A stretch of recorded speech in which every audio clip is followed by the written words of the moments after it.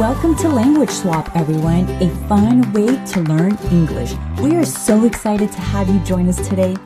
Hey everyone, welcome back. I'm Alex. And I'm Sally. And Alex, I want to start today with a confession that I think is going to feel very familiar to a lot of people listening. Okay, go ahead. What's the confession? When I was studying a second language in school, I learned to say things very correctly, grammatically perfect, textbook precise. And then I talked to actual native speakers and I understood almost nothing. Ha! Yes! That experience is so universal, it's almost funny except for the part where it's genuinely terrifying in the moment. Exactly, and that's what today's episode is all about. The English natives actually speak that school never taught you. The gap between classroom English and real English is one of the most talked about frustrations for language learners worldwide. And honestly, it's a completely legitimate frustration. Because school teaches you the language as a system, rules, grammar, formal vocabulary, and that's valuable. It gives you the foundation. But real language is alive. It bends the rules. It contracts everything. It runs words together. It invents new phrases constantly, and it sounds completely different from what's in any textbook. And today, we're going to cover the biggest categories of real spoken English that school almost never teaches. Contractions and reductions, filler words, informal vocabulary, and the expressions that come up in every single real conversation. This might be one of the most practical episodes we've ever made. Honestly, because after today, real conversations are going to start making a lot more sense.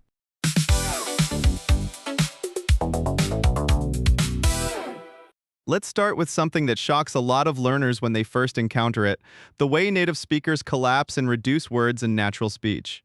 In school, you learned I'm going to clean, clear, every word fully pronounced. In real life, that becomes I'm gonna.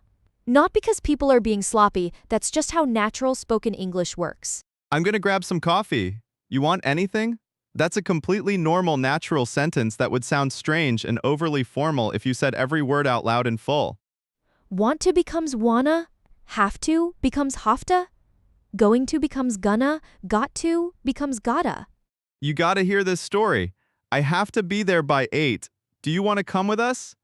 All of these sound completely natural in spoken English, even though you'd never write them that way. And here's the one that trips up so many learners: should have, could have, would have become shoulda, coulda, woulda in natural speech. I should have called you back sooner. I'm sorry. We could have taken the other route. That would have been so much better. Totally standard in everyday spoken English. Now, let's talk about contractions within sentences, because native speakers use them in places that learners are often not taught. These are the basics, but in real speech, the contractions go further. What's going on? There's something I need to tell you. That's not what I meant. I've been thinking about this all week. She'd never done anything like that before. We'd love to come. Notice how in that last one, we'd contracts we would into 2 letters. In a text message or a formal letter, you'd write it out fully in speech. Absolutely nobody says we would love to come in casual conversation. Now let's move into filler words and sounds, because this is an area where learners often feel lost. They understand every word, but the conversation still feels like it's moving too fast. You know, used constantly, almost like punctuation in real conversation, it was, kind of unexpected. I talked to him and, it didn't go great. It's important to understand that, in most conversations isn't really asking whether the listener knows something. It's a filler, a small bridge between thoughts, a way of making the listener feel included in the story. Another incredibly common one. I tried my best. She's great. Most of the time, it often signals a clarification or a small qualification is coming. Kind of, and sort of used to soften statements and make them less absolute. It was kind of awkward. I sort of knew something was off. These make what you're saying sound more honest and less aggressive. Basically used to summarize something quickly. Basically, the project is finished, but there are a few loose ends. Basically, she said no. Literally, this one has evolved enormously in real spoken English. Originally, it meant in a literal, exact sense, but in modern conversation, it's used for dramatic emphasis, even when things aren't literally true. I literally cannot handle this right now. She literally just walked in. Native speakers understand this use completely and don't confuse it with the strict dictionary meaning. I want to share something here that I think is genuinely helpful. A lot of learners try to avoid filler words completely because they think they sound unprofessional or wrong. And actually, the opposite is true. Using zero filler words in natural conversation makes you sound like you're reading from a script. Real fluency includes knowing when to use fillers naturally. The goal isn't to fill every pause with and like, but to have a natural relationship with these sounds so your speech flows instead of sounding rehearsed. Now, let's get into some vocabulary that school almost never covers. The informal words and expressions that come up in literally every real conversation. Hang out.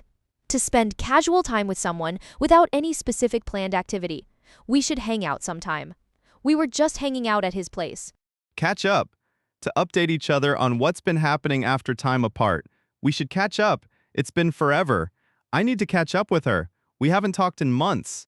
Figure out, to understand or solve something through effort. I can't figure out why it's not working. We'll figure it out together. Such a common phrasal verb that never seems to get taught early enough. Deal with. To handle something, often something difficult or unpleasant. I'm dealing with a lot right now. Can you deal with that email for me? Check in, to briefly contact someone to see how they're doing. I just wanted to check in and see how you're feeling. He checks in with me every few days. Reach out. To contact someone, usually for a specific purpose or because you haven't spoken in a while. Feel free to reach out if you have any questions. I finally reached out to her after everything that happened. Now, let's talk about the informal vocabulary for emotions and reactions, because this is where real conversations live and where learners often feel most lost. Stressed out. More intense and more specific than just stressed. I've been so stressed out about this presentation all week. Burned out. Complete exhaustion, usually from prolonged work or effort. After 6 months of overtime, I'm totally burned out. Pumped. Very excited and energized. I'm so pumped for this weekend. She was pumped about the new project. Bummed out. Feeling disappointed or sad about something. I was really bummed out when the plans fell through. Freaking out? Experiencing intense anxiety, stress, or sometimes extreme excitement. I'm freaking out about the job interview tomorrow. She was freaking out when she got the news. Now, let's talk about the vocabulary for reactions in conversation, because these are the words that make you sound like a natural participant in real time. No way. Can express disbelief, excitement, or disagreement depending on the tone. No way that actually happened. No way am I doing that. No way, that's incredible. For real. Used to confirm something is true, or to ask for confirmation that actually happened. For real? I'm leaving the job for real this time? Tell me about it. Means I completely agree, and I know exactly how you feel. Ugh, the traffic was insane. Tell me about it. I was stuck for an hour. I love that one because it's such a perfect example of how English expressions often mean the opposite of what they literally say. Tell me about it isn't asking for more information. It's saying you already know. That tracks a relatively new but now very widely used expression meaning, that makes sense or that's consistent with what I know. He showed up 2 hours late. That tracks. Fair enough. Used to acknowledge someone's point as reasonable. Even if you don't fully agree, I see where you're coming from. Fair enough. It's a graceful way to end a small disagreement.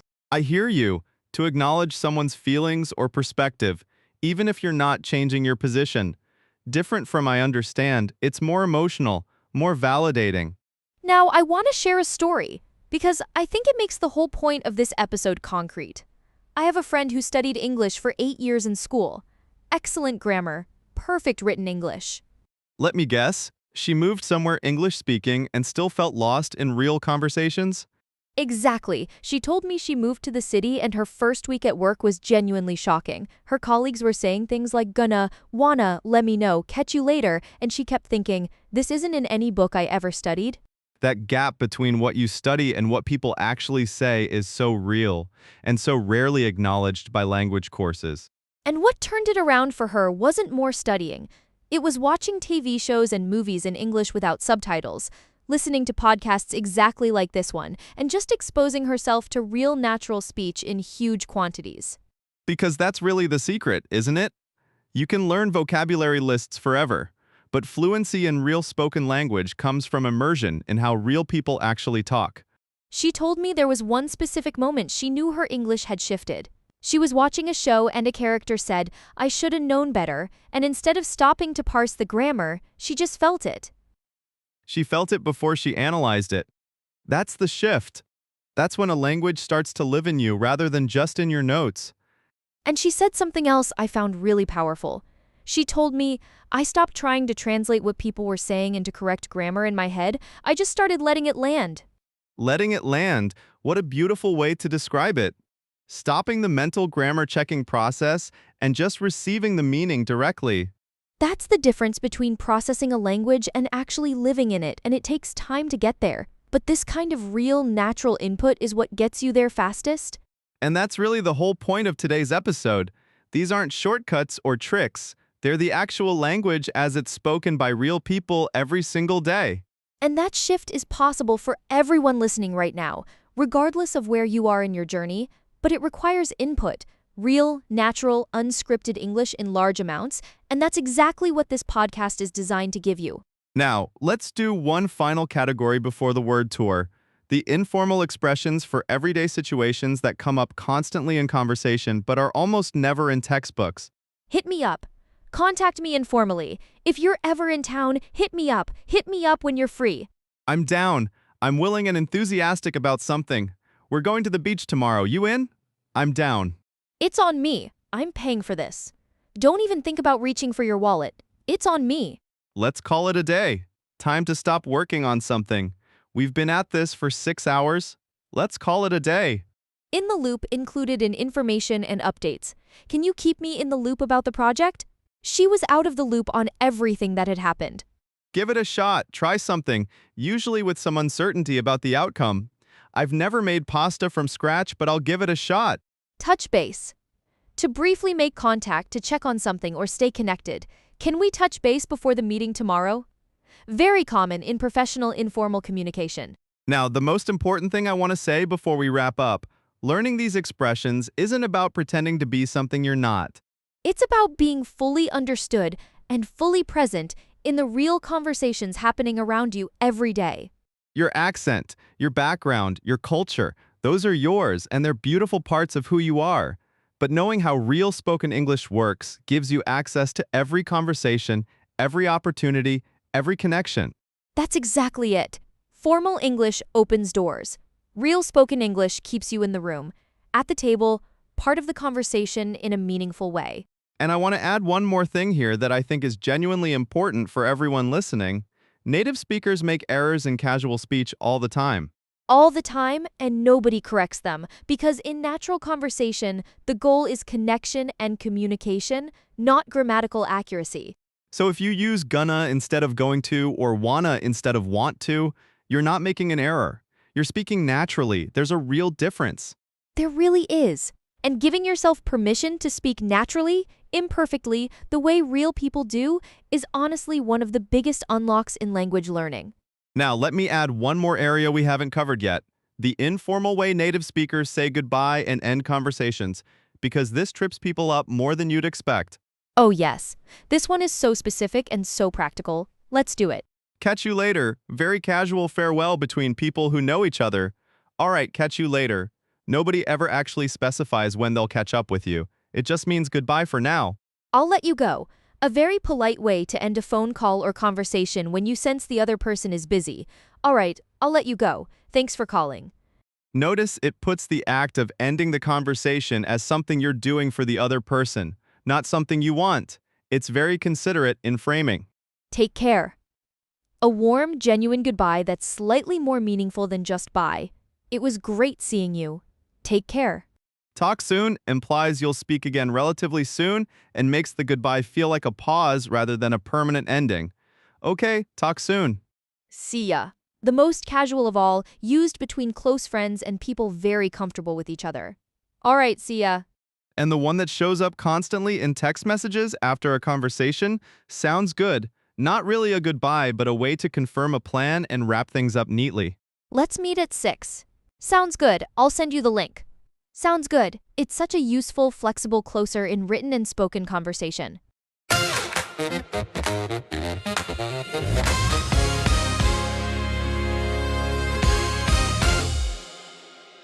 All right, let's do our word tour for today. Let's start with contractions and reductions. Going to, you can use gonna. Want to, used wanna. in all informal speech. Have to, in the informal way, hafta. Gotta, if you want to say got to. Shoulda, should have. Coulda, could have. Woulda, would have. Now, filler words and sounds. You know, a bridge between thoughts, not a real question. I mean, signals a clarification or qualification is coming. Kind of, and sort of. Soften statements and make them less absolute. Basically, used to summarize something quickly, making it digestible. Literally, used for dramatic emphasis in real conversation. Now for the informal everyday vocabulary you'll hear constantly. Hang out, spend casual time together, catch up, update each other after time apart, figure out, understand, or solve something through effort, deal with, handle something, often difficult, check in, briefly contact someone to see how they're doing, reach out, contact someone for a specific purpose. Moving on to emotions and reactions in real English. Stressed out, intense, prolonged stress. Burned out, complete exhaustion from effort. Pumped, very excited and energized. Bummed out, disappointed or sad about something. Freaking out, intense anxiety or extreme excitement. Now, the vocabulary for reactions in real-time conversation. No way, disbelief, excitement, or disagreement depending on tone. For real, confirming something is true. Tell me about it. I completely agree and know exactly how you feel. That tracks. That makes sense or is consistent with what I know. Fair enough. Acknowledging a point as reasonable. I hear you. Validating someone's feelings or perspective. And finally, informal expressions for everyday situations. Hit me up. Contact me informally. I'm down. I'm willing and enthusiastic. It's on me. I'm paying. Let's call it a day. Time to stop working. In the loop included in information and updates. Give it a shot. Try something with some uncertainty. Touch base, briefly make contact to check on something. And the real English for ending conversations. Catch you later. Casual goodbye between people who know each other. I'll let you go. Polite way to end a call when someone seems busy. Take care. Warm goodbye. Slightly more meaningful than just bye. Talk soon implies you'll speak again. Makes the goodbye feel like a pause.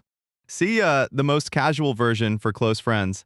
Sounds good. The flexible closer that wraps up plans in text and speech. Your challenge this week, pick 5 expressions from today and use each one in a real conversation or a real text message this week. Not all at once, just one here and one there, naturally when it fits. Real fluency is built one real use at a time, not from memorizing lists. The words become yours when you actually use them in your real life. If today's episode felt like it unlocked something for you, sharing it with someone else who's been confused by real English conversations would mean a lot to us. Thanks so much for listening, everyone. Keep listening, keep speaking, keep going. We'll see you in the next episode.